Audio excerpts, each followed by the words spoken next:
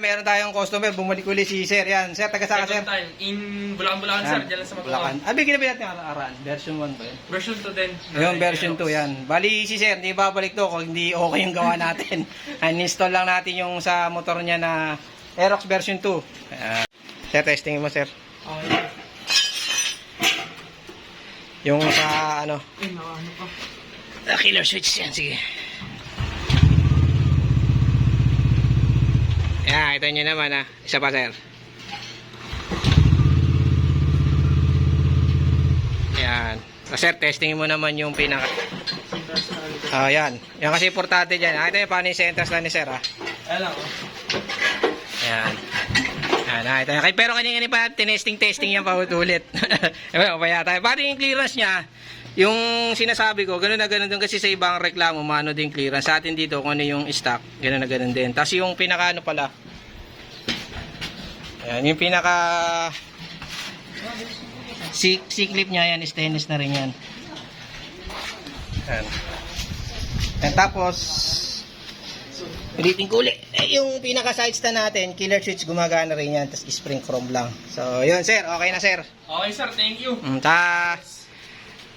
Sa lagi ko sinasabi sa warranty ko na may ano po yan, may warranty po yan. Lagi ko sinasabi sa mga customer natin kasi 1 year warranty. Ayun. Solid. Ayan, nakita ni sir. Kung hindi naman, hindi na babalik dito yan. Ayan. Thank you sir ha. Thank you sir, salamat. From Bulacan no. Opo sir. Ayan, okay na. Thank you. Bali 3mm po, stainless 304 po gamit natin. So ayan, thank you. Thank you. Sinasabing clearance, sinanong ko muna si Bossing. Ito nyo, ganun na ganun din kung ano yung kina-clearance niya. Boss, thank you ha. Thank you boss. Basta si Bossing. Thank you. Boss, baka may tala kayong ano, gamit na ano. Yan, tapos po yung gawa natin, nakita nyo, gano'n po kakinis yan, ayan o. Isusum ko na sa inyo, ayan o. Gilid, ayan o. Ayan o, makinis po yan o. Saka sa likod o. Inis po yan o. Talagang pulido pong gawa na sinasabi. Ayan. Saka sa side stand po natin, ayan, napakita ko sa inyo, pulidong-pulido po yan. At may killer switch, tapos yung hand tap po, meron din yan. And yung hand tap yan, ayan. Stick wheel lang gamit natin, hindi tayo gumagamit ng welding stick. Pag pumunta kayo sa shop ko, ay pre-install naman yun eh.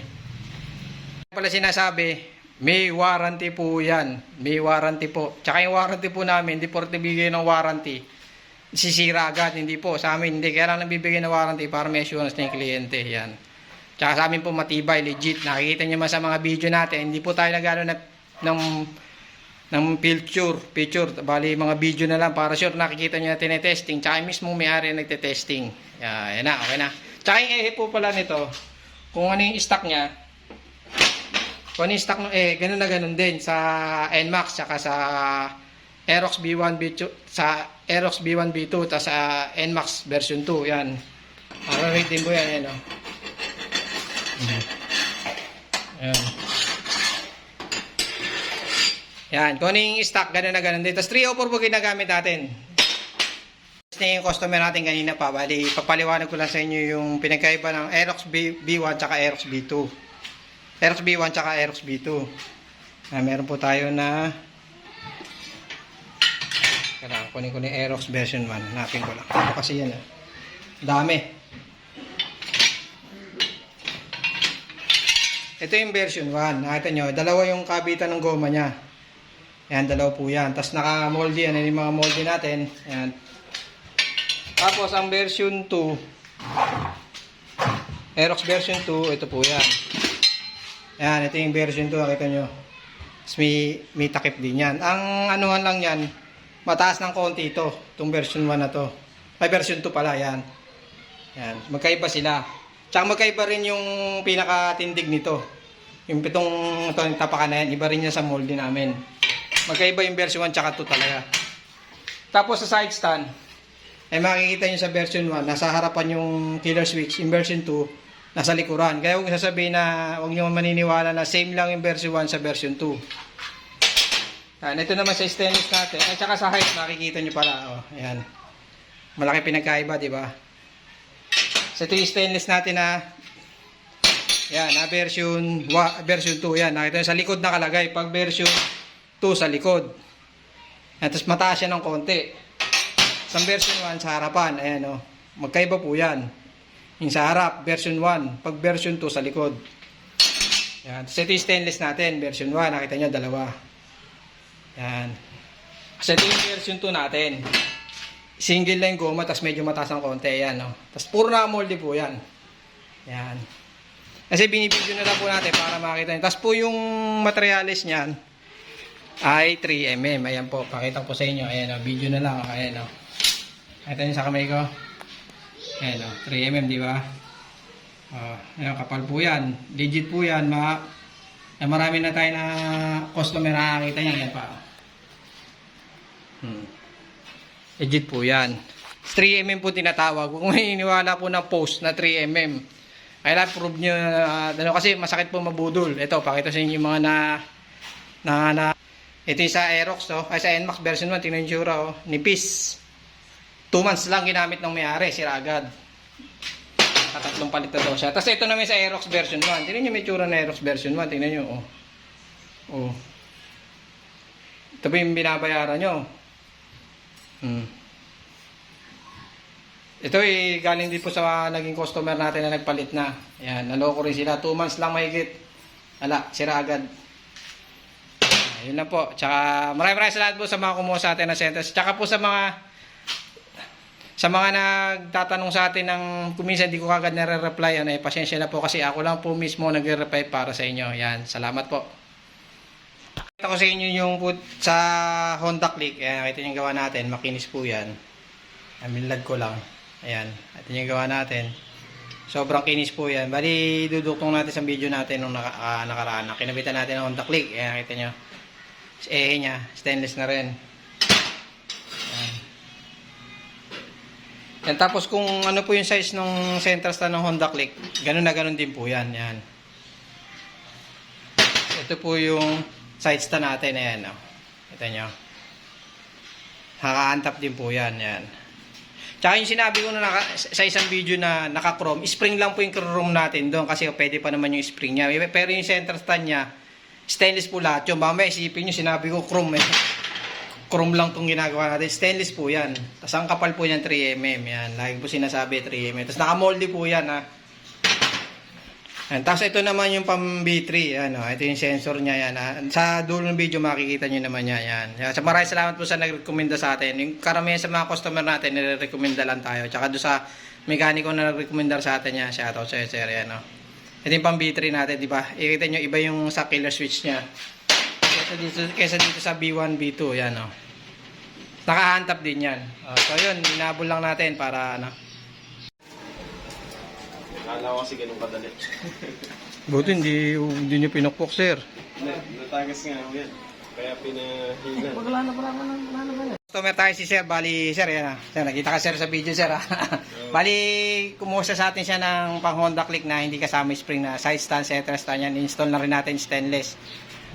Yan, ito yung kinuhin sa atin, side stand. Makita nyo, baka akala nyo stainless. Kinurom lang po natin yan. Yan, in-on ko lang yung video. Yung ano.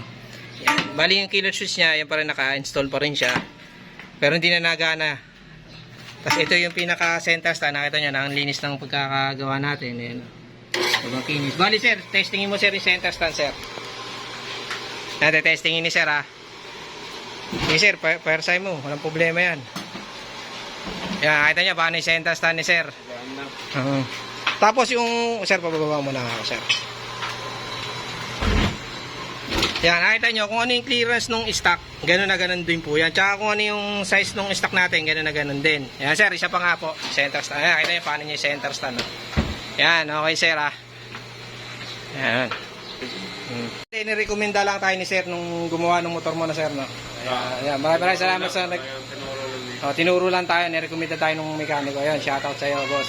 Ayan, so boss, maraming salamat. Tsaka sir, sinasabi ko sa video ko, may warranty yan. Okay na. Honda Click kung ano, sir? Version 2 yata. Version 2 yan. Sa mga gustong PM lang po kayo sa akin. Tsaka 3mm po ginagamit natin dito. So ayan. Happy na si sir. TO4 po gamit natin. Thank you. Salamat doon sa nagrekomenda. Sabi mo sa kanya, thank you ka mo. Sasabihin mo, magkakita ko. Sige. Ayan. Pakita ko sa inyo yung ito yung sa B1, B2 ng Honda Click. Ay, nakita nyo iba, di ba? yung pinaka-sensor niya dito lang nakapatong. Yung labas na B1, B2, B3. So ito yung sa B3. Mali pala, B2, B1 din pala yun. Ito yung B3, nakita niya iba, di ba? Ibuta siya rito. Tapos bilog. Tapos ito rin yung gawa natin. Ito yung sa B1, B2, B3. Ayan, nakita nyo. Ayan, tapos naka-untap din. Tapos yung size niya, iisa rin.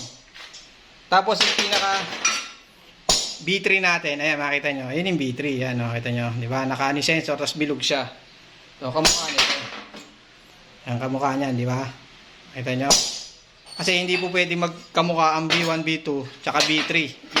Hindi po magkaiba po yan sa side stand niya. Kasi sa killer switch yan, nakita nyo, iba. Yung pinaka-center stand natin, ito. Ayan.